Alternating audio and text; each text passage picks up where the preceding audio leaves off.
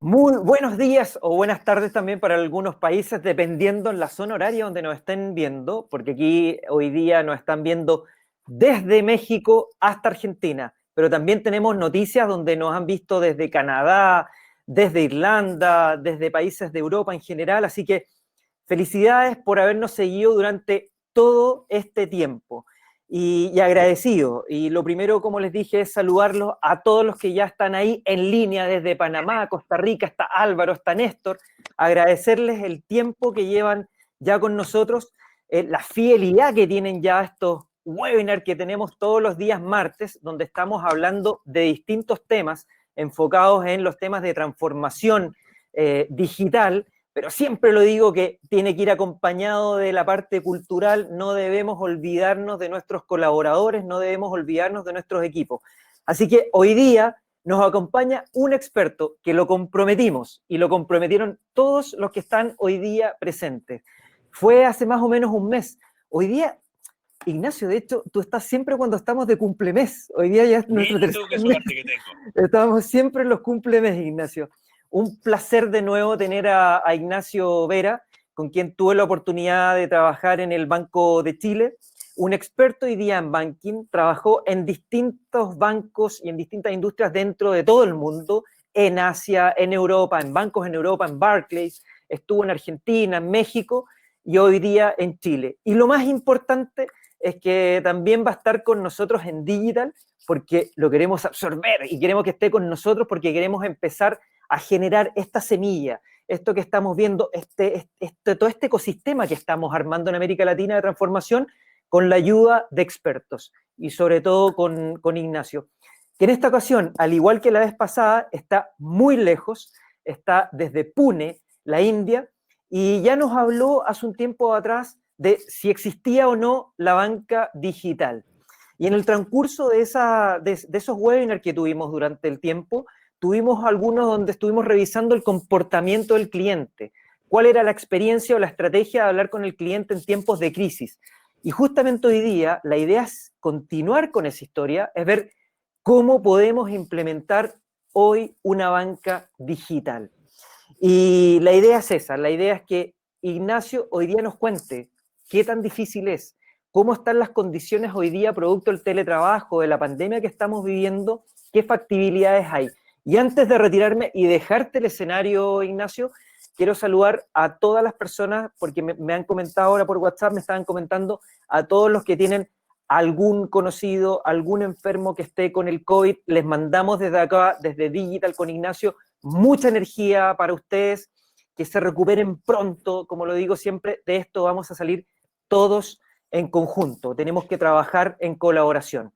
Llegó la hora, y antes también, pasar lo último, y como dije en colaboración, me llamó mucho la atención, Ignacio, que estoy leyendo varias noticias, y una es en Perú, donde se unieron varios bancos y sacaron una solución interbancaria, donde ya está, creo, Scotiabank, está la gente de Banbif, ahí conozco a Hernán Berenguer, a su gerente general, que en algún momento también se sumen y nos cuenten cómo es el hecho de, por fin, la banca empiecen a trabajar en conjunto, donde ya creo hay 4 o 5 bancos que sacaron una solución, se unieron y sacaron una solución en pos del cliente final. Así que felicitaciones a mis amigos de Lima, de Perú, por haber sacado una solución hoy día en pos del cliente. No hablo más hasta el final para que nos conectemos nuevamente, Ignacio. Y ahora sí, ¿cómo se implementa una banca digital? Muchas gracias, Ignacio, por estar con nosotros. Bueno, muchas gracias Patricio por la introducción y un poco les quiero contar qué es lo que yo veo, cómo se implementa una banca digital, qué desafíos hay por delante y qué cosas son bien relevantes a tener en cuenta.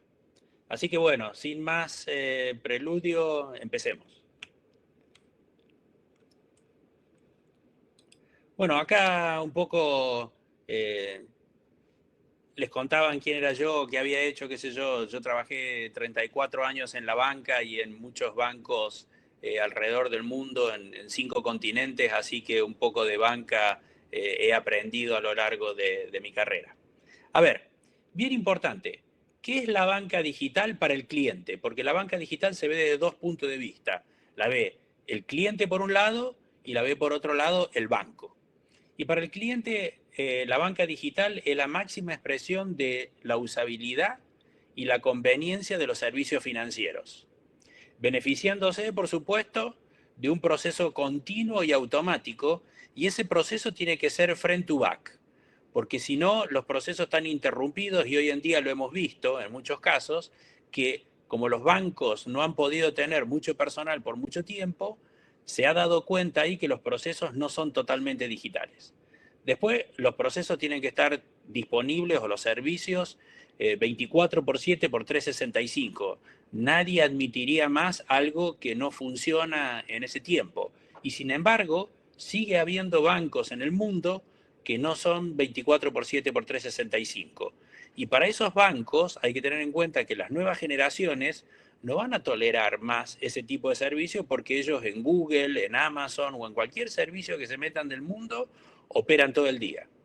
Después, los productos tienen que estar hechos a medida. Y cuando me refiero a hechos a medida, tienen que estar hechos para ellos de acuerdo a la información que el banco haya colectado para que sean lo más conveniente posible.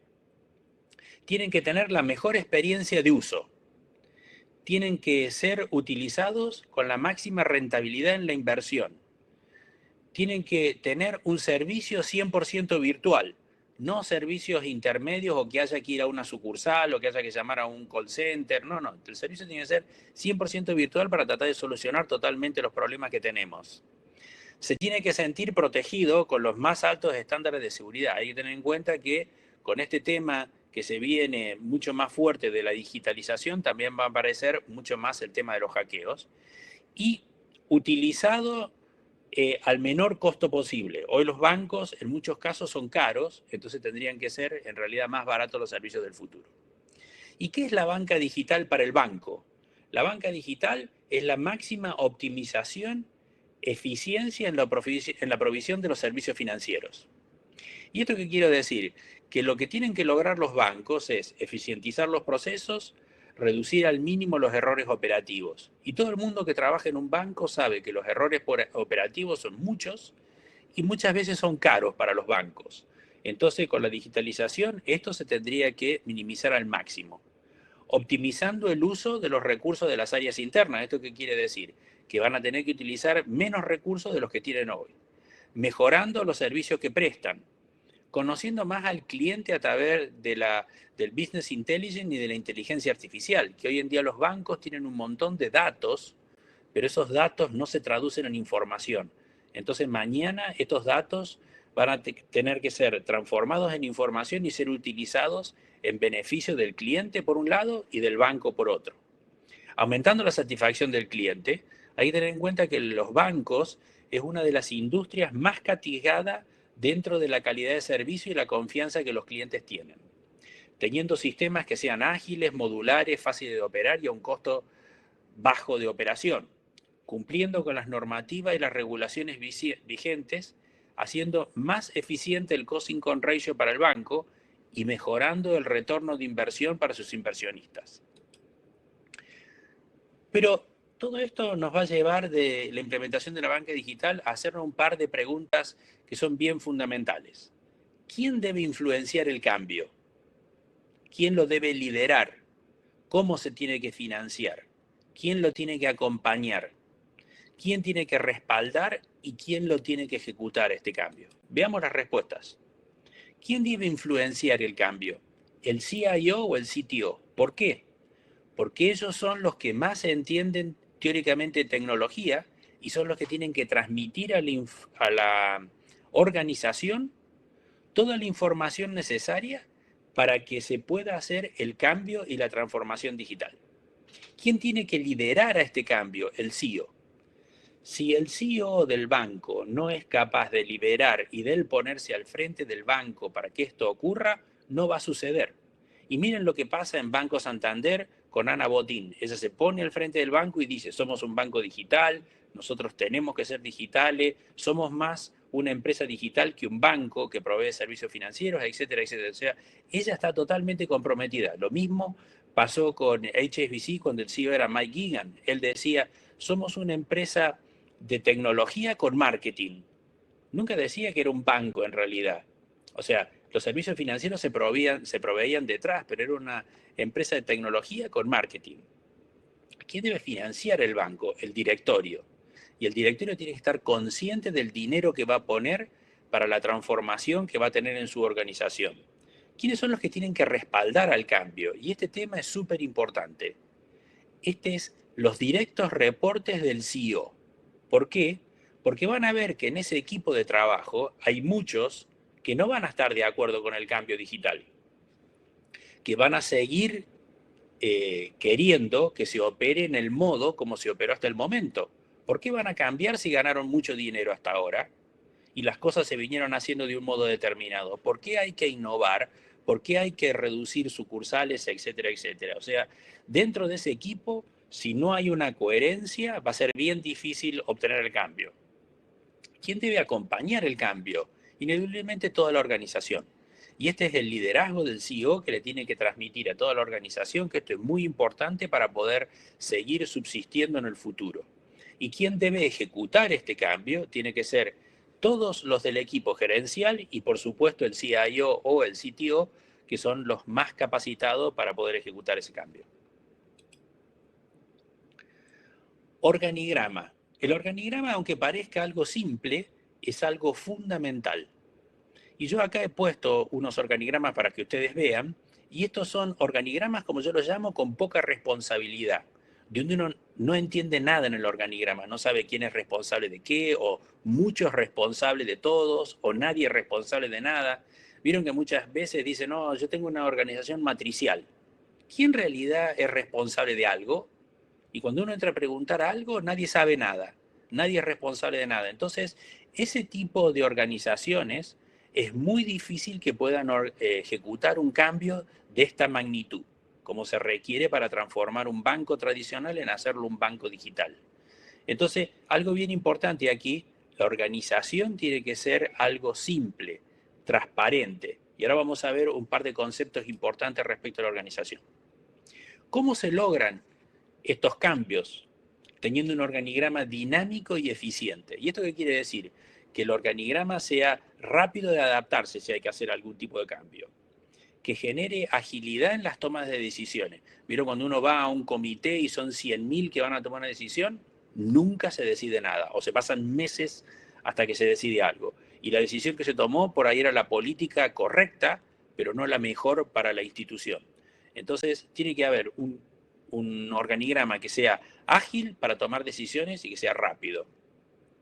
Empoderado para hacer los cambios estructurales. O sea, si hay que modificar algo en la organización, si hay que hacer un cambio estructural de comprar algo, de etcétera, ese comité tiene que ser el encargado de poder hacer esos cambios. Que siga la estrategia establecida, o sea, una vez que se definió una estrategia, que sea capaz de seguirla y que sea flexible también a algún tipo de cambio. Hay que tener en cuenta que siempre hay imponderables en el camino y la gente va a tener que adaptarse a muchos cambios y todos estos cambios van a conllevar ajustes de diversos tipos. Entonces hay que estar muy consciente que también va a haber cambios durante el camino. Que tomen la mejor decisión para la organización. ¿Y por qué digo esto? Porque en ese organigrama va a haber un gerente de venta, un gerente de marketing, un gerente de producto, un gerente comercial, el CIO, el abogado del banco, etcétera, etcétera. Cada uno de ellos, si toma decisiones pensando más en su área que en toda la organización, esto no va a funcionar. Entonces tienen que dejar un poco de lado su rol personal y tratar de cubrir algo más institucional. Y después, capaces de aceptar las frustraciones y los fracasos. ¿Y por qué digo esto? Porque este es un proceso largo, donde van a tener un montón de cosas que no van a salir bien como ellos esperaban al principio, van a tener que volver para atrás y van a tener que volver a reintentar. Y esto requiere una gran madurez del equipo para no frustrarse y de entrada empezar a echarse las culpas uno a otro. No, vos fuiste responsable, vos dijiste esto, te equivocaste vos. Siempre todo para los otros y nunca para ellos. Tiene que ser un equipo homogéneo e integral para tomar estas decisiones. Y acá le pongo un ejemplo bien simple de un organigrama que es súper simple, súper transparente y uno dice, a ver, el gerente de venta, ¿de quién depende? Del CEO. El CEO, ¿de quién depende? Del CEO. El CIO y así sucesivamente. Y no hay ningún tipo de confusión, porque si no la cosa no anda. En los primeros organigramas que yo le puse, era tan enredada la organización que era imposible de saber quién reportaba a quién tomaba una decisión, para dónde iban a ir. Y esto ustedes lo deben ver reflejado en sus organizaciones hoy en día. Ahora, vayamos a algo importante. ¿Por qué ha fracasado la implementación de la banca digital hasta ahora? Fundamentalmente, los bancos no han reducido la cantidad de sucursales que tendrían que haber reducido, ni se replantean la reconfiguración en la red de sucursales. Siguen teniendo, cuando uno va en muchos casos, 2 o 3 sucursales por ahí en una cuadra. Y uno dice, ¿para qué tienen esto? No, dice, porque tenemos distintos segmentos de cliente. Eso en realidad no sirve. En realidad lo que tienen que hacer es optimizar y tratar de irse a un modelo mucho más digital del que tienen hoy. Otro tema que es muy importante, los incentivos de venta siguen estando en las sucursales, entonces no cambian los incentivos de ventas. No se replantean los procesos front to back y procesos integrales. Y cuando digo replantearse un proceso, no es hacerle un cambio menor, es realmente agarrar y pensar un proceso de cero, de nuevo, de scratch, olvidándose de todo lo que existe y no haciendo un cambio incremental en algo que ya tienen hoy. No se eliminan los pagos masivos en las sucursales. O sea, la gente sigue yendo a las sucursales a depositar, a cobrar cheques, a lo que fuere. A eso habría que penalizarlo con un costo más alto, cosa que los clientes no vayan. Cambiar la mentalidad del management medio y a su vez entrenar a esta gente para que entienda lo que es el cambio digital. Y cuando digo cambiar la mentalidad del management medio es porque esta gente es la que más se resiste al cambio. Ellos son los que están anclados a una silla y no van a permitir que ningún cambio suceda porque ellos ya tienen su quinta armada. Entonces, esta es la gran barrera a romper. Después, hay que tomar más riesgos en inversión para hacer innovación.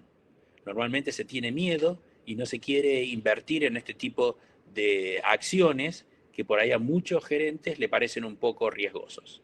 Y por otro lado, hay que replantear la inversión que se tiene en tecnología. Hay que reducir el alto costo que se tiene en mantener e incrementar los gastos y las inversiones en todo lo que es hacer crecer el banco. Entonces, de ese modo, no se desbalancea mucho el presupuesto y casi con el mismo presupuesto se puede adelantar en el proyecto. ¿Sirven los elementos que tenemos hoy para la banca digital del futuro? Yo siempre digo, por supuesto que sirven si están actualizados tecnológicamente y si están integrados con los canales.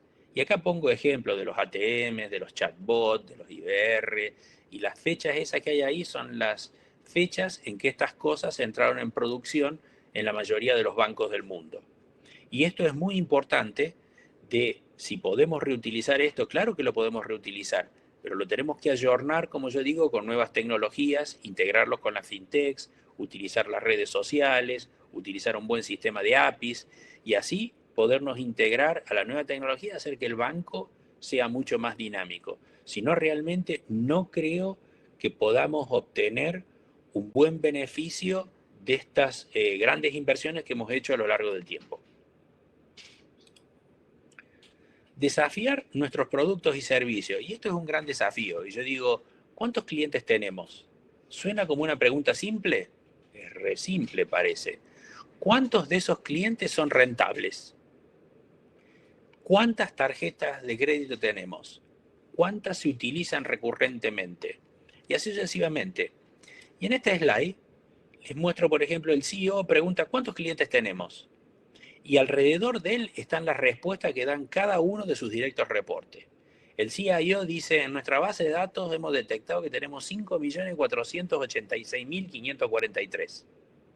El gerente de marketing dice, no, en nuestra base de datos nosotros tenemos mucho más clientes, 6,5 millones de clientes. El gerente de venta dice, no, nosotros tenemos 6.300.000. Y así sucesivamente. Y esto genera una confusión inmensa. Lo mismo pasa en las sucursales. Las sucursales están en zonas estratégicas. Perderíamos presencia. ¿Cómo vamos a cerrar sucursales? Esta sucursal no la podemos cerrar porque tiene mucho potencial. Cambiando al gerente, esta sucursal seguro que funciona muy bien.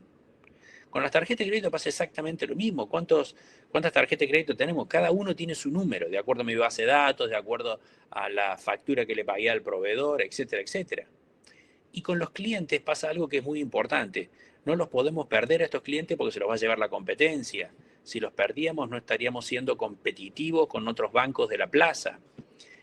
Este cliente, ojo con darlo de baja, que Juan, que es amigo del CEO y juega al tenis con él.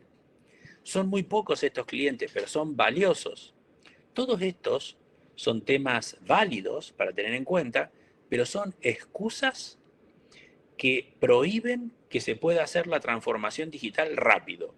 Por estos temas es que los sistemas se vuelven extremadamente complejos de migrar o de hacer cambios, porque es cuando uno entra a hacer parches específicos por cada una de estas situaciones particulares. Y esas son las cosas que este grupo que reporta al CEO se tiene que poner de acuerdo de decir qué cosas son las que vamos a ejecutar y va a ser en pos del bien de la organización y no de mi área, que yo soy el CEO o el gerente de venta o el CFO, etcétera, etcétera. No, no, no. Esto es lo mejor para el banco. Y eso no sucede siempre. Y muchos de ustedes que forman parte de un senior management en una organización lo ven día a día. Estos son los grandes desafíos que hay que hablar en esa mesa de discusión para que se cubran de este tipo de inconvenientes. Establecer nuevos paradigmas comerciales. Y acá hay un tema que es bien delicado, porque a la gente comercial tiene un esquema que los hace sentirse poderosos en las organizaciones. De acá a 20 años posiblemente, no va a haber más un gerente comercial en un banco, porque los productos van a ser diseñados o por la inteligencia artificial, de acuerdo al patrón de compra que han tenido los clientes en los últimos 20 años, y van a ser puestos en un canal para vender en forma digital. Entonces, estos paradigmas hay que vencerlos hoy. Cantidad de sucursales, dónde, qué formato, clientes, cuántos y cuáles, cuántas tarjetas de crédito, qué productos mantendremos. Vieron que muchas veces dicen, no, este producto hay que mantenerlo porque tenemos estos 10 clientes que son súper importantes. No tiene ningún sentido, es perder dinero y tiempo y hacer los sistemas más complejos. Entonces lo que habría que tener son pocos productos y que sean más masivos. ¿Qué servicios queremos seguir prestando? Esa es una gran verdad, porque no queremos seguir prestando todos los servicios. Lo que pasa es que ahí hay que sentarse seriamente y decir cuáles son los servicios que queremos mantener para en realidad poder operar como un banco mucho más eficiente. Para algo de lo que yo decía en el slide de que era la banca digital para el banco, que es darle la mayor rentabilidad a los accionistas. Eso es muy importante. ¿Qué productos vendemos y qué procesos construimos de nuevo? Y acá hago hincapié, por eso puse entre paréntesis, no parches. Al proceso hay que pensarlo de nuevo, de cero. Hay que agarrar, como yo digo, y pensar de cero. Y creo que esta oportunidad que tenemos ahora del coronavirus es una gran oportunidad para pensar muchos procesos de cero. ¿Cómo tienen que ser 100% digitales? Sin ningún tipo de intervención humana. Y hablo desde la apertura de una cuenta hasta el reclamo de la reposición de una tarjeta de crédito, el cambio de un PIN, etcétera, etcétera. El reclamo por un pago y póngale el tema que quiera. Tendrían que tratar de ser todos digitales. Establecer nuevos paradigmas tecnológicos. La tecnología también tiene un rol muy importante acá. No solamente es el tema del negocio que tiene que cambiar acá. Acá los CIOs y los CTOs tienen que tomar decisiones. ¿Qué sistemas se van a dar de baja? ¿Qué sistemas satélites tengo que son obsoletos? Que son un montón. ¿Cómo van a hacer para reemplazarlos? ¿Qué hacemos con el core banking? ¿El core banking que tenemos nos va a servir para el futuro? ¿O es algo monolítico que no sirve más? ¿Quién va a estar dispuesto a invertir en el cambio de un nuevo core banking? Posiblemente nadie. Y va a ser la carta de defunción del CIO o del CTO que quiera hacer ese cambio. Entonces nadie va a querer hacer eso. Pero en algún momento, algún tipo de decisión se va a tener que tomar con respecto a qué hacer con el core banking. ¿Qué productos tecnológicos mantendremos? Y cuando digo qué productos es, la tecnología va evolucionando, ¿no? Entonces, ¿queremos tener productos de hace 20 años o queremos cambiar a productos de nueva tecnología? ¿Y qué hacemos con el talento? Al talento lo queremos tener que sea interno, queremos contratar 1000 programadores o queremos contratar 1000 programadores externos para que hagan el trabajo. Si total después muchos de ellos se van a tener que ir. Y esa es una gran pregunta y bien estratégica que viene en un punto más adelante. ¿Dónde queremos tener el conocimiento? ¿Dentro de la organización o fuera de la organización? Y esta es una pregunta que tiene que dilucidar y contestar posiblemente el directorio con el CEO y el grupo de reportes directos de él. Siguiendo con los paradigmas tecnológicos es ¿qué servicios seguiremos teniendo? Porque muchos de los servicios que tenemos hoy, que es por ejemplo tener un housing de algo, no va a tener más sentido porque por ahí nos vamos a ir al cloud. Como abajo dice, ¿qué sistema nos llevaremos al cloud? Porque esto va a ser un proceso que sí o sí, aunque nos neguemos, en el tiempo va a suceder. Todo va a estar en el cloud. Va a depender después qué servicio tendremos dentro del cloud, si SaaS, PaaS o cualquier otro servicio, o IaaS. Pero vamos a tener que ver qué tipo de servicio vamos a tener en el cloud, qué producto vamos a dar de baja. Ser digital dentro y fuera del banco. Ser digital, cuando digo dentro del banco, es para los empleados y fuera del banco es para los clientes. Hoy muchas veces somos más digital para afuera del banco que para los clientes que para adentro. Nuestros empleados siguen haciendo cosas manuales, siguen poniendo sellos en boletas de garantía, por ejemplo, para respaldar algún préstamo, etcétera, etcétera. Eso se va a tener que acabar. Y el otro tema importante de la gente tecnológica es qué hacer con la ciberseguridad. Recuérdense, uno de los temas más críticos del futuro y que le va a dar confianza a los clientes para que vayan a su banco va a ser la ciberseguridad. Tengan en cuenta que no van a tener ni una sucursal donde ir a quejarse, no van a tener casi ningún call center donde poder llamar, sino va a ser un chatbot que les va a contestar. Entonces se van a tener que sentir seguros para poder operar con ustedes. Establecer un nuevo proceso digital. Y cuando yo digo un nuevo proceso digital, como les había mencionado antes, es pensar cuál es el nuevo producto o servicio que vamos a vender. Y esto es diseñarlo end-to-end. Diseñar un proceso completamente nuevo, como yo les decía antes, de front to back. Desarrollarlos con nuevas técnicas. Olvídense de un proceso que va a tener 6 meses, 1 año. Eso no existe más. Tiene que ser desarrollado con técnicas Agile, Kanban, y se tiene que producir un resultado rápido. Definir el modelo de integración, si va a ser vertical, si va a ser horizontal, si va a ser mixto, qué va a ser. Pero tienen que tener un modelo claro de integración para a medida que vayan reemplazando productos, ver cómo lo van a integrar con los canales actuales. Y por último, como digo, comunicarlo con los canales existentes. Si no, van a estar totalmente desconexos y van a volver a lo que había 30, 40 años atrás, que eran islas de productos que tenían las distintas áreas del banco. El área de tarjeta de crédito tenía su propia base de clientes con sus clientes y era el área de tarjeta de crédito. El área de cuenta corriente tenía lo mismo, el área de préstamos tenía lo mismo y así sucesivamente. Seleccionar clientes. ¿Qué clientes nuevos vamos a tener y qué clientes de los viejos vamos a migrar? Y esto es importante porque van a tener que hacer un análisis del mercado, qué target va a perseguir ese banco. La venta y la postventa tienen que ser 100% digitales. Es el único modo de poder optimizar costos. El marketing tiene que ser digital. Hoy en día siguen haciendo un montón de marketing presencial. Eso se va a acabar a través de redes sociales, a través de Google, a través de Facebook, etcétera, etcétera, a través de los influencers, de lo que quieran, pero va a tener que ser un marketing 100% digital. Y este proceso de idear, desarrollar, implementar, probar, medir, aprender y corregir, tiene que ser un ciclo que tiene que estar constante. Recuérdense esta frase, tienen que probar rápido y equivocarse o fallar para volver a aprender del error cometido antes para poder mejorar el producto. Esto va a hacer que el nuevo producto que lancen al mercado sea mucho mejor que lo que habían lanzado anteriormente. ¿Cómo lograr una banca digital?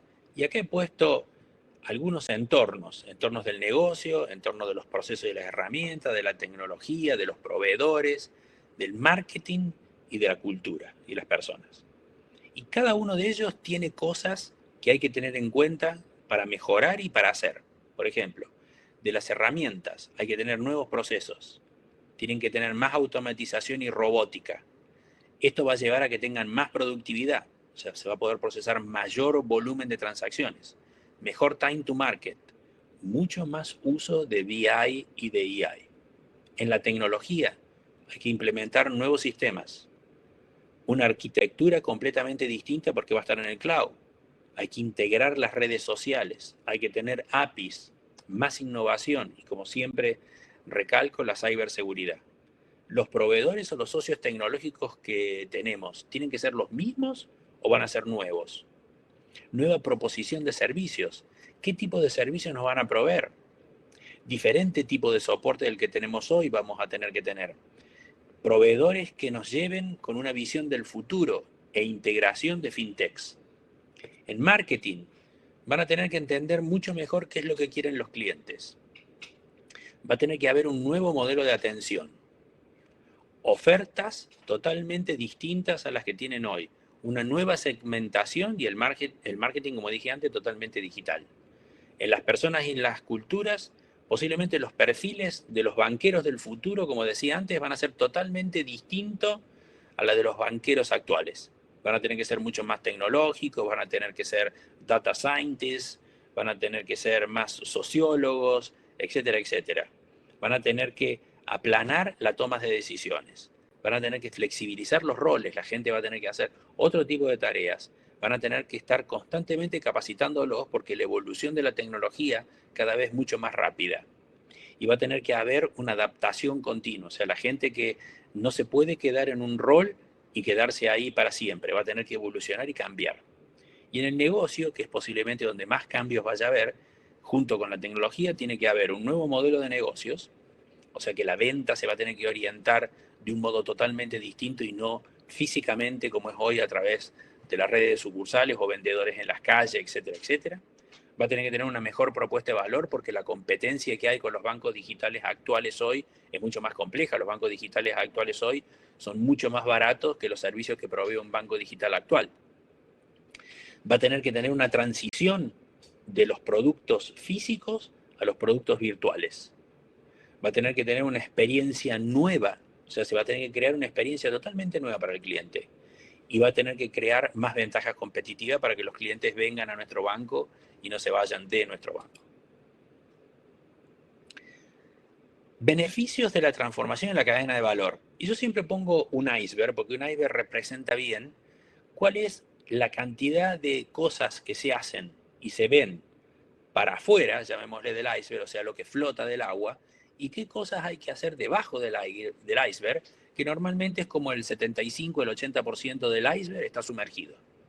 Entonces yo digo, la transformación digital va a impactar a dos grandes, importantes grupos de personas, que son los clientes y los empleados del banco. Y esta gran transformación va a tener un gran impacto en la plataforma tecnológica del banco, que es la plataforma digital, en los procesos y en la operación, y en la cultura y en la organización. Y estos tres aspectos van a ser fundamentales para manejar el cambio. ¿Y cuáles son los beneficios? Estos que están descritos aquí, que ya los mencioné también anteriormente. Pero esto es fundamental, que estos cambios van a producir un mayor impacto en la parte sumergida del iceberg. Hay que establecer un nuevo ecosistema digital para implementar una banca digital. Y ahí Patricio dio un muy buen ejemplo de lo que está pasando en Perú ahora, de estos bancos que se han unido. Los bancos se van a tener que unir entre bancos y con otras empresas para formar ecosistemas digitales que permitan vender más productos a través de este nuevo ecosistema digital, donde alguno vende sus productos y los bancos van a vender productos financieros o van a proveer el sistema de pagos de estos productos que venden estas otras entidades financieras. Y acá hay que ser muy capaz de poder integrar los sistemas de pago que existen en el mundo. ¿Para qué vamos a crear un sistema de pagos nuevos si podemos utilizar, no sé, Apple Pay, Google Pay, Samsung Pay, Alipay, cualquier sistema de pago que hayas? Inventar la rueda por ahí es un problema. Habría que llamar a Alipay y preguntarle, ¿estás dispuesto a venir a mi país a implementar tu solución de pagos? Y esa va a ser una gran pregunta. Yo cuando estuve en Banco de Chile, en su momento le preguntamos a Alipay, a través de la oficina que nosotros teníamos en China, cuán factible era que viniera a Chile a implementar Alipay con nosotros. Y en ese momento nos dijo que no era factible porque Chile tenía un volumen muy pequeño y estaban más concentrados en implementar Alipay en Europa. Pero lo que les quiero decir es que este tipo de cosas hay que explorarlas porque son los sistemas de pago que ya están funcionando y que son masivos en el mundo. Y esto es la apertura mental que hay que poner dentro de los bancos. Los bancos hoy en día lo que quieren hacer es crear todos ellos mismos y no dejar que integrarse con otros o comprar productos de otros. Reflexiones. Hacer un nuevo sistema o crear un nuevo producto no es hacer banca digital. Y este es un tema súper importante porque mucha gente dice, no, estamos haciendo una transformación digital inmensa. Y uno le pregunta, ¿qué estás haciendo? No, estamos modificando el sistema de tarjetas de crédito. Estamos haciendo el nuevo sistema de leasing. No, esto no es hacer banca digital. Esto están solucionando un problema que existe en el banco, pero no es posiblemente lo que se requiere para hacer una transformación digital end-to-end. Mejorar mis canales con nuevas tecnologías tampoco no es hacer una banca digital porque yo saco un nuevo feature en mi mobile app que tengo hoy. No estoy haciendo banca digital ahí, sino que tengo que hacer un proceso end-to-end que sí de mi aplicación app, de mi aplicación de mobile, pueda hacer todo el proceso, supongamos, de la apertura de la cuenta, el pago de un producto y el reclamo del mismo a través de mi aplicación móvil. Una reflexión, banca digital es hacer productos 100% digitales que provean la mejor experiencia, hechos a la medida, con la máxima seguridad, al costo más conveniente y que genere la mayor rentabilidad para los inversionistas. Esta vendría a ser como la conclusión de las dos bancas digitales que es para los clientes y para el banco. Y la conclusión final, yo digo, ¿cómo enfrentar con claridad la estrategia para la transformación digital de su empresa? Y este círculo tiene una serie de números que va del 1 al 9. Y yo digo, el primero es convencer al directorio y al senior management de que esto se puede hacer y es necesario para el futuro. Y eso normalmente los que van a influenciar, como yo decía al principio, es el CIO y el CTO, que van a tratar de influenciar sobre el resto, sobre este tipo de gente, qué es lo que hay que hacer para que el banco pueda llegar a ser un banco digital. O sea, el rol del CIO y el CTO se va a potenciar muchísimo. Lo segundo que hay que hacer es obtener los fondos suficientes y los partners adecuados o los socios adecuados para poder ejecutar este gran proyecto. Y cuando digo obtener los fondos suficientes, esto es que el directorio esté convencido de darle el dinero para poder hacer esta transformación digital. Y seleccionar los socios tecnológicos y no tecnológicos que van a trabajar en esta transformación para que los ayuden a llevar a cabo este gran emprendimiento. Lo tercero que es muy importante es buscar las personas adecuadas en el mercado, que conozcan de nuevas tecnologías y de lo que es la parte digital, y retener el talento existente. Y este no es un tema menor, porque si ustedes no retienen también el talento existente, es muy difícil cambiar a todo el mundo en un periodo muy corto de tiempo. Esto va a traer grandes problemas internos para la adaptación y el cambio de los sistemas. Lo otro que es muy importante es capacitar constantemente a la gente. Ustedes van a tener gente que va a saber mucho del banco, pero que no va a estar capacitado en estas nuevas tecnologías como Agile, Kanban, etcétera, etcétera. Entonces hay que hacer cursos para entrenar a esta gente en estas nuevas tecnologías. Lo otro es adoptar estas nuevas tecnologías. No es solamente entrenarlos, sino porque yo puedo decir, sí, soy Agile, pero en realidad todos los procesos se hacen en Waterfall. O sea, no tiene sentido. Entonces, lo que yo digo que voy a hacer, después lo tengo que ejecutar. Hacer de los nuevos procesos, hacer de nuevo los procesos obsoletos del banco. ¿Y esto qué quiere decir? From scratch. Agarrar algo y empezar de cero. Este es un gran desafío porque hay gente que dice, no, para que esto ya anda, ¿para qué lo vamos a modificar? Hay que pensar de nuevo todo, porque por ahí van a encontrar nuevas soluciones. Y lo más importante es, traigan a gente, algunos pueden ser clientes, otros pueden ser empleados del banco, que aporten soluciones a cómo ellos harían este nuevo proceso. El séptimo es preparar las instalaciones adecuadas, y yo me refería en el momento que escribí la presentación, es a sus oficinas. Eso por ahí ahora no existe más, pero en algunos casos sí va a seguir existiendo. Entonces es muy importante que la gente tenga un lugar de trabajo adecuado para poder desarrollar este tipo de megaproyectos. Octavo y súper importante es que IT y las áreas de negocio sean un solo equipo. Estoy contestando una pregunta que sí, las láminas se van a compartir. Que IT y el negocio sea un solo equipo. Y esto, aunque parezca mentira, no pasa siempre. Son dos equipos totalmente distintos y que se matan uno a los otros, que no se respetan, que no se ayudan, que compiten entre ellos, que se desvalorizan. Entonces, esto es muy importante, obtener que estos dos grandes partes del banco sean un solo equipo. Y esto va a suceder solamente si el equipo gerencial que reporta al CEO está mancomunado y los empleados ven que el gerente de venta habla con el CIO o el CTO y que el gerente de recursos humanos habla con ellos y que se sientan a tomar un café y que van juntos a visitar a alguien o que participan en una conferencia, porque si los ven como unos enemigos que se pelean, no va a haber ningún tipo de solución y no van a poder obtener un gran desafío como excepto de obtener un banco digital y hacer un proyecto de cómo implementarlo. Y yo creo que una vez que estos 8 componentes están logrados, recién se van a obtener los beneficios, que es la implementación en realidad de la banca digital. Así que bueno, muchísimas gracias por el tiempo que me han dispensado y espero que les haya sido útil. Como les dije ahí que les contesté, la presentación va a estar disponible. Ahí me están preguntando cuál es el rol del PMO. Por supuesto que el PMO es súper importante para hacer el seguimiento de cada uno de los proyectos que se van teniendo individualmente y un mapa global de cómo está el proyecto en general, el programa en general. Ustedes van a tener un programa que va a ser la transformación digital y dentro de ese programa van a ejecutar una serie de proyectos. Esos proyectos van a tener que ser seguidos individualmente por un PMO y van a tener algún PMO general que controle el programa. Y este programa es el que se va a reportar al CEO y al directorio. Y esto es fundamental. Esto es fundamental que el PMO esté involucrado constantemente. Lo otro que es importante es entender el gap que hay hoy en día.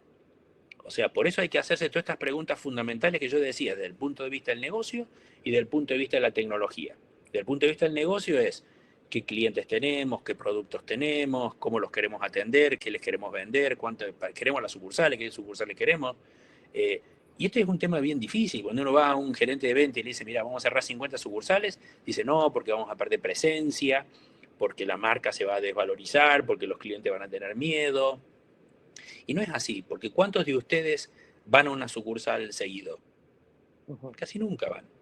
Entonces, ¿para qué tener tantas sucursales? Y los que van a las sucursales no son clientes, son gente que va a hacer trámites para otras personas. En Chile, por ejemplo, son muchas veces los cadetes que van a llevar cheques a pagar para empresas o depósitos, etcétera, etcétera. A todo eso hay que sacarlo a un canal digital y chau, que las empresas hagan los depósitos electrónicamente. Y esto de la pandemia va a ayudar mucho para eso, porque el contacto social, como no va a ser tan grande, va a acelerar la transformación digital. Justamente, Ignacio, bueno, lo primero agradecerte la charla de hoy. Ha estado muy interesante, ha Muchas estado gracias muy por eso. intensa también las preguntas que están haciendo en nuestro chat y nos dejan varias reflexiones. Quizás la de mayor importancia y lo que tú hablaste es que quizás antes de la pandemia la industria financiera en general estaba quizás en una zona de confort y podía tomar determinaciones por sí sola y trabajar por sí solo. Y producto de la pandemia, hoy día se están enfrentando a un nuevo cliente, a un cliente que está demandando más cosas de manera más efectiva. Por lo tanto, tú lo dijiste recién, se está acelerando el proceso de transformación. Pero ¿cómo logramos ese proceso de transformación digital? Que el proceso de transformación digital puede involucrar mucho y es muy amplio cuando se habla de este término. ¿Cómo lo podemos hacer para partir por un tema muy importante hoy día? La gente, la transformación cultural, la organización. ¿Cómo lo hacemos? Y sobre todo, que hoy día dentro de un banco tenemos personas que llevan 30 años, 20 años, 10 años, un año. ¿Cómo se viven esos procesos internamente hoy dentro de la banca? La pregunta que haces yo creo que es una de las preguntas más fundamentales que se vienen para la transformación digital de un banco. Es el cambio cultural y el cambio organizacional. O sea, lamentablemente lo que está pasando hoy en el mundo con el coronavirus, que va a haber mucha gente que se va a quedar lamentablemente sin trabajo y que muchas industrias van a mermar mucho y va a quedar un gap de trabajadores que no va a conseguir trabajo en el futuro. Cuando uno ve los rangos de desempleo en los Estados Unidos, que son del 20%, hablamos de 30 millones de personas, qué sé yo, un poco más, ineludiblemente cuando se vuelva al full employment, es muy difícil que se vuelvan a tomar, dicen, esos 30 y pico de millones de personas. Por ahí se toman, no sé, 20 millones, 15 millones, etcétera, etcétera. Entonces, ese núcleo de gente que queda afuera son esas como gaps de trabajadores que hubo en el mundo que se quedaron sin las suficientes calificaciones para poder trabajar en la nueva era. Y esta nueva era es la era digital. Esto pasó en la época de la revolución industrial también. Los trabajadores eran muy manuales, vino la revolución industrial, se quedaron un montón afuera. Esto pasó en los años 2000, cuando vino el boom tecnológico también. Hubo mucha gente que quedó afuera. Y esto va a suceder ahora también. Y en estas transformaciones digitales de los bancos, tiene que haber un cambio muy, muy grande en la gente que trabaja en los bancos, desde el punto de vista de la mentalidad de la gente, de los actuales, si quieren seguir manteniendo su trabajo. El otro tema es, el banco va a tener que poner grandes programas de capacitación para sus empleados, para hacerle entender qué es el nuevo banco digital que se viene, qué rol va a tomar la inteligencia artificial, que no van a ser más estudios que van a ser el área de estudios especiales de un banco con una planilla Excel para determinar a qué cliente le van a vender qué producto. Esto lo van a hacer las computadoras que van a tener almacenado el patrón de comportamiento que tienen sus clientes en base a los gastos que tuvieron en tarjeta de crédito, a los gastos que tuvieron en sus cuentas corrientes, en base a los préstamos que tengan con el banco, a los seguros, a las inversiones, y en base a eso, la máquina de inteligencia artificial más lo que puedan sacar de las redes sociales va a ser un nuevo perfil del cliente para decir lo que le tenemos que ofrecer es este producto. Y eso va a suceder, esas áreas van a desaparecer. Entonces, el rol del cliente bancario también va a cambiar mucho. Como yo decía, no va a ser más el que pone sellos y pincha papeles para almacenarlos en algún lugar. Va a pasar a ser todo digital. Por otro lado, los bancos van a contratar a estas nuevas generaciones de empleados que vienen ahora que también piensan totalmente distinto. Entonces, el rol fundamentalmente del empleo va a cambiar. Y este es un tema que no solamente va a pasar en la industria financiera, sino que va a pasar en industrias a lo largo de todo el espectro que uno se quiere imaginar. Correcto. Y otro tema muy importante que tú también lo tocaste dentro de tu charla, es que, claro, hoy día se está formando un ecosistema, por ejemplo, en Perú, donde están trabajando los bancos. Quizás también la realidad es que no tan solo estén los bancos juntos, quizás también llegar a las cajas, que son muy importantes en una economía como la peruana. Aquí en Chile la realidad también, y para que no exista esta brecha digital que se puede ir produciendo, donde estaban ahí haciendo preguntas como, por ejemplo, cómo gente que ya es mayor, que quizás no estaba acostumbrada a ocupar una aplicación móvil, a ocupar la banca digital, hoy día se están viendo enfrentada a utilizarla por un tema de no salir a la calle, no enfrentarse al COVID-19 y está tratando de utilizarla. Entonces, esa transformación o esta banca digital tiene que ser pensada también desde el punto de vista de todo el ecosistema. Por eso tenemos que pensar en un gran ecosistema hoy día, no tan solo en los millennials, en los centennials, como hablamos la semana pasada, sino que en todo un ecosistema que está hoy día en Latinoamérica. Absolutamente. Y no solamente en Latinoamérica. En Latinoamérica, si uno se fija, por ejemplo, hay una gran inclusión financiera de mucha gente que no estaba bancarizada. Y todo ese tipo de inclusión financiera se está dando básicamente por el uso de los teléfonos celulares. Entonces yo creo que la gente va a aprender. Y la gente aprende, si uno agarra a su abuelita y la lleva a un ATM, seguro que sabe cómo operarlo. Si le da un teléfono, sabe cómo operarlo. Y si le enseña, va a aprender. O sea, la gente con el tiempo va a aprender. Lo importante es que los sistemas que se hagan sean simples, no sean muy complejos. Y tienen que ser, tienen que confiar también en los clientes. Por eso digo, es muy importante que se le dé a las máquinas mucha toma de decisiones. Hoy en día un departamento de riesgo quiere agarrar un crédito y evaluarlo ellos. El día de mañana lo tiene que hacer una máquina de inteligencia artificial. Lo mismo tiene que suceder con la aprobación de una cuenta corriente o de la ampliación de una línea de crédito. Esto tiene que estar dado en base al patrón de comportamiento que han tenido los clientes y en base a eso se les va a otorgar o no el crédito. Pero se tiene que acabar todo eso de la integración humana. Y lo otro, en los ecosistemas digitales, yo comentaba anteriormente, va a haber mucha integración con otras industrias, no solamente con la industria de la fintech, va a haber con otras industrias. Yo digo, qué sé yo, Falabella va a estar integrado con un banco, y no posiblemente con el banco Falabella, va a estar integrado, no sé, con el Scotiabank, con el Citibank, con cualquiera que quiera.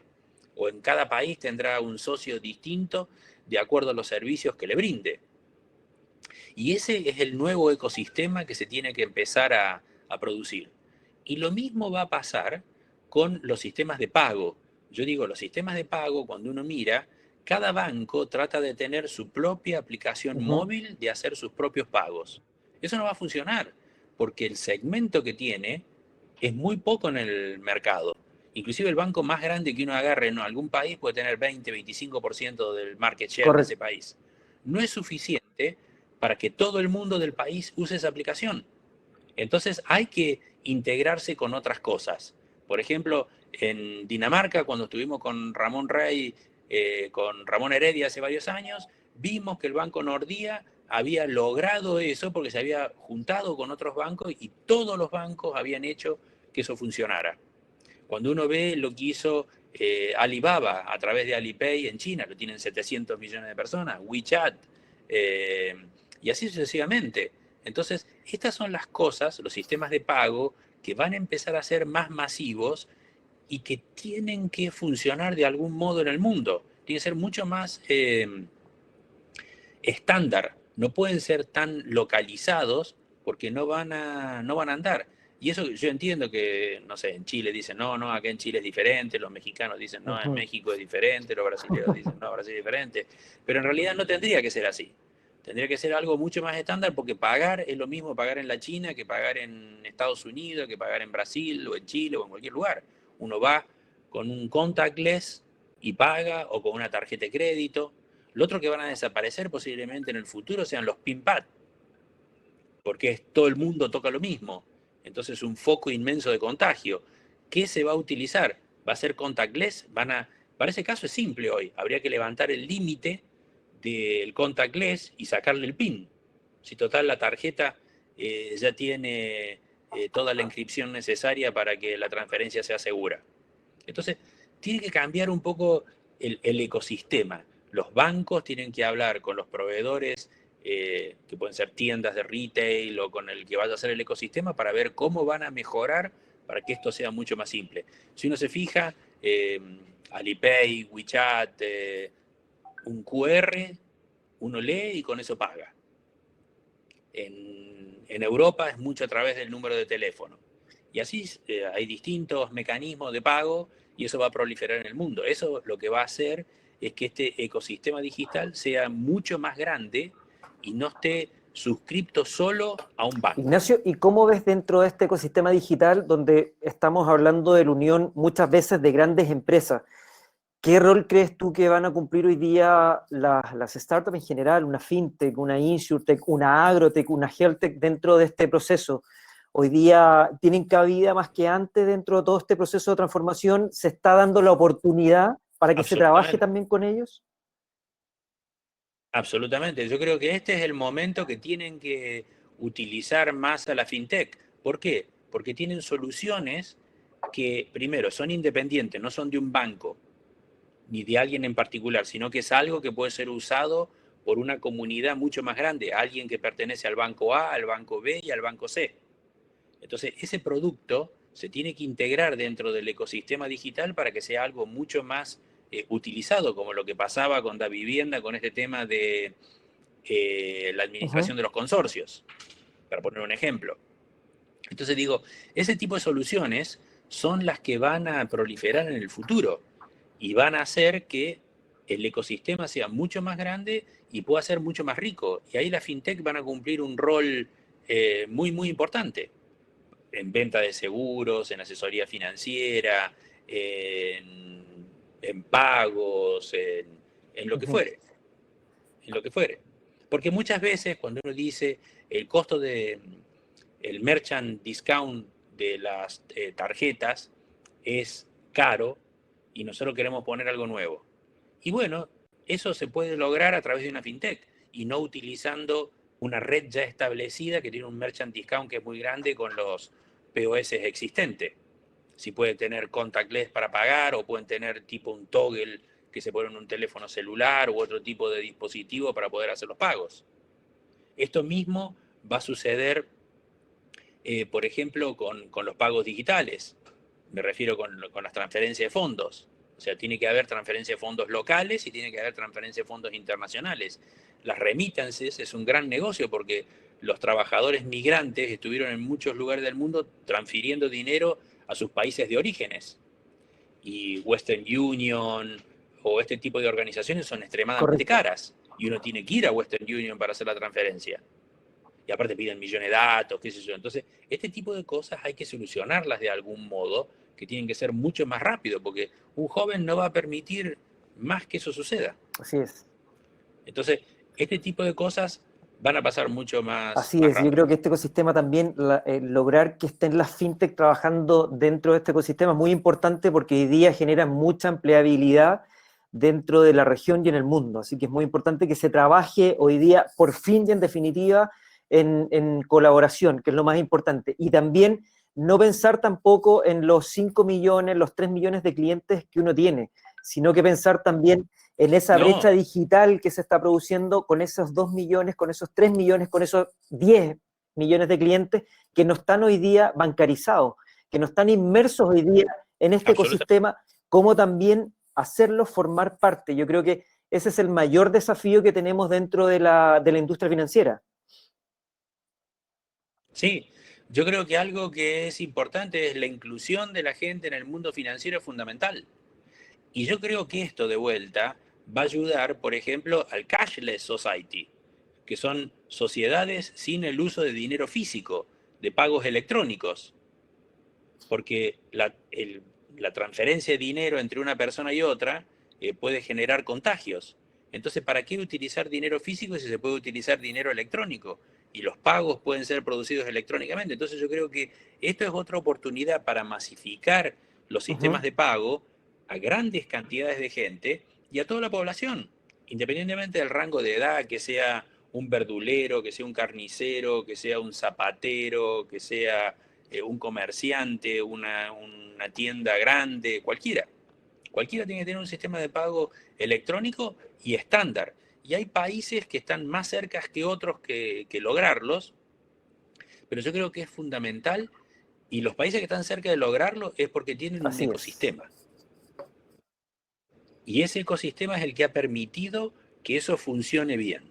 Yo siempre digo, el caso de Alipay en China es bien particular, porque de última ese es como un banco más grande que los bancos en China. Entonces es un caso medio raro, pero en realidad surgió como algo de su ecosistema de Alibaba, que tenían el website para comprar, que tenían que hacer pagos, entonces inventaron Alipay, que después lo pusieron en los stores donde ellos compraban las cosas, y se empezó a ramificar y se hizo un monstruo, a la gente le gustó, era más barato, más fácil, más ágil que el de los bancos, y proliferó y tiene como 700 millones de clientes. Y el otro tanto lo tiene WeChat, que son los dos grandes competidores de China. Así es, correcto, que quizás antes eran actores impensados dentro de toda esta economía digital. Aquí, recordando una de las preguntas que hicieron al principio, estaban diciendo, ¿qué se está esperando para cambiar? Que venga otra pandemia que se llame Amazon o Facebook, donde ya están metidos dentro de esta economía digital. Entonces yo creo que ya se está saliendo de esta zona de confort, ya los bancos están haciendo cosas como en la realidad de Perú, poder hacerlo también en otros países. Ya tenemos bancos digitales de verdad en Brasil, en Argentina, que tú bien lo conoces, ya tenemos tres bancos digitales en Argentina, Rubank, Willobank. Sí, Willow Bank, Entonces, sí. ya se... Sí, acá por ejemplo dicen que Visa y Mastercard están en el negocio de las transferencias. Y yo creo eso no va a existir más. Visa y Mastercard posiblemente van a desaparecer en el futuro también. Con blockchain no tiene más sentido. Correcto. Swift en el futuro va a quedar solamente para las transferencias de alto valor entre las corporaciones. Pero para las transferencias estas de pequeño valor van a desaparecer. Correcto. Así es. O sea, ese tipo de cosas simples, de transferencias simples, como yo las llamo, que son pagos directos y no cosas de alto valor, y cuando llamo alto valor pueden ser 10.000, 50.000 Ujú. dólares, una cosa así, van a producirse y lo va a terminar inventando una fintech. Hoy día en PayPal uno puede pagar hasta $1.000, creo, sin ningún tipo Correcto. de problema. Entonces, es asunto de subirle el límite y hacerlo por ahí que sea un poco más barato y se va a masificar terriblemente. Yo creo que Visa, Mastercard quieren controlar el mercado. Y la tecnología que tienen fue muy buena y sirvió por muchísimos años y sirvió para la expansión monetaria en el mundo, pero hoy en día ha quedado obsoleta y aparte como quieren tener ese monopolio tan agarrado, lo van a perder. Cualquiera de estos gigantes tecnológicos puede hacer cualquier sistema disruptivo que puede romper la cadena instantáneamente Correcto. y puede sacar algún producto que no tiene sentido. Ignacio, ¿te parece? Vamos haciendo la última reflexión. Mira, nos están preguntando cómo impactará este tema en el Sí, señor. negocio de la adquirencia. Bueno, les vamos a enviar la grabación del webinar para que todos la puedan ver, las preguntas, las láminas, todos, para que también puedan seguirnos. Ya están en nuestro sitio, también están todos los webinars que hemos tenido en estos meses, acompañándolos todos los días martes. Así que la última reflexión, Ignacio, ¿te parece? En este ciclo, en esto que estamos viviendo hoy día de pandemia, que lamentablemente en algunos países se está viendo cada vez peor, pero nosotros estamos ahí en la lucha, queremos salir adelante y con este tipo de charlas también ayudarnos entre todos a entendernos. Esa es un poco la idea de lo que está pasando hoy Absolutamente. día. ¿Cuál sería como la última reflexión hoy día, Ignacio? Miren, yo estoy en este momento en Asia, estoy en la India, y el coronavirus aquí fue devastador desde el punto de vista económico, no tanto desde el punto de vista de vidas. Si uno compara en el número de habitantes y de muertes que hubo acá, no son tantos. De hecho, la India está ahí muy cerca de Chile en el número de contagios y en los muertos está un poco más arriba. Pero acá viven 1.300.000 personas. Yo creo que el gran desafío que se viene es, después de la pandemia, es cómo insertarnos de vuelta en el mundo para que esto siga Ujú. rodando y sin restricciones. Porque, por ejemplo, una industria que se va a ver totalmente afectada es la industria del turismo. Los viajes, los cruceros, las agencias de alquileres de autos, los hoteles. Cuando uno ve la cantidad de servicios que se van a dejar de utilizar, hay muchas veces que uno dice, ¿para qué voy a ir a un hotel? Prefiero ir a Airbnb y por ahí se va a cambiar el modelo. Por ahí la gente no va a querer ir más a un hotel, porque va a decir, ah, la piscina no Ujú. la puedo Correcto. utilizar, el gym no lo puedo utilizar, el bar no lo puedo utilizar. Y para el hotel es un problema. Dicen que después que se vaya el huésped, lo va a tener que tener un día limpiando.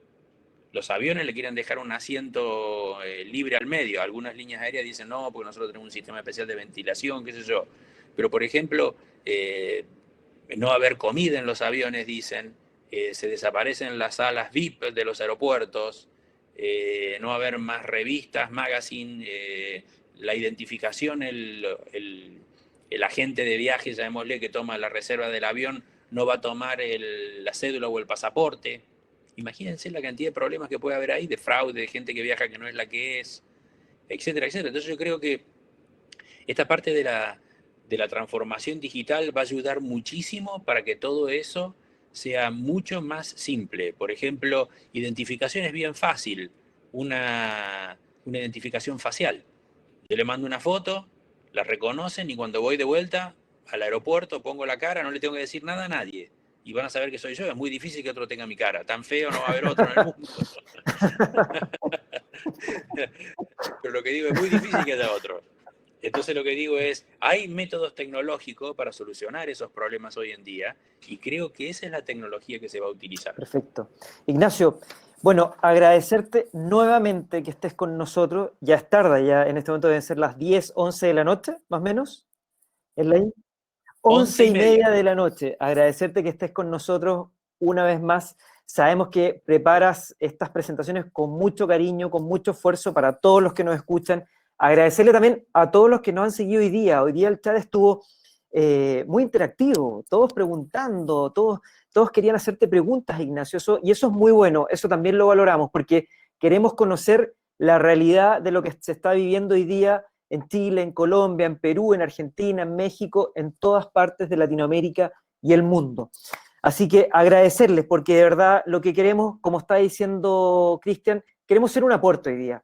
Queremos generar hoy día contenido, charlas con contenidos que puedan apoyar a este ecosistema digital, a esta transformación cultural, lo que necesiten. Ignacio, por mi nombre también con el equipo, a disposición para todo el mundo, como siempre lo hemos hecho en estos 8 años que llevamos de vida. Así que muchas gracias a todos, muchas gracias nuevamente, Ignacio, por tu excelente presentación. Muchísimas gracias a todos y un fuerte abrazo. Cuídense mucho, por favor. Eso, muy importante. Cuídense mucho, mucha energía. Y en Latinoamérica, no tú, Ignacio, porque tú te vas a dormir ahora, pero aquí en Latinoamérica pueden ir ahora a un break, a almorzar, más que merecido. Así que muchas gracias nuevamente por haber estado juntos en este webinar de los días martes. Nos vemos el próximo martes, como de costumbre, agradecidos de todo, mucha energía, de esto salimos todos. Vamos que se puede. Chao, chao. Chao, Ignacio, que estés muy bien. Chao. Chao, hasta luego, gracias.